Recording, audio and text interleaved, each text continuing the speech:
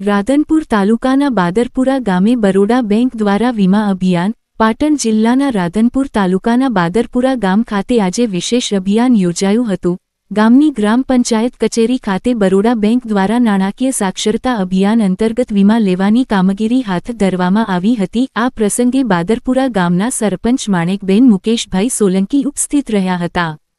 તેમની સાથે મોટી સંખ્યામાં ગામના લોકો હાજર રહ્યા હતા અને વીમા યોજનાઓનો લાભ લીધો હતો। પ્રધાનમંત્રી નરેન્દ્ર મોદીના અભિયાનથી પ્રેરિત થઈને ગ્રામજનોમાં ઉત્સાહ જોવા મળ્યો હતો। ઘર આંગણે બેઠા લોકોને જ પંચાયત કચેરી ખાતે બરોડા બેંકના કર્મચારીઓ દ્વારા વીમા સેવાઓ પૂરી પાડવામાં આવી હતી। સ્થળ પર જ વીમા લેવા માટે ગામલોકો ઉમટી પડ્યા હતા અને કર્મચારીઓએ ગ્રામજનોને યોજનાઓ અંગે સમજણ આપી હતી।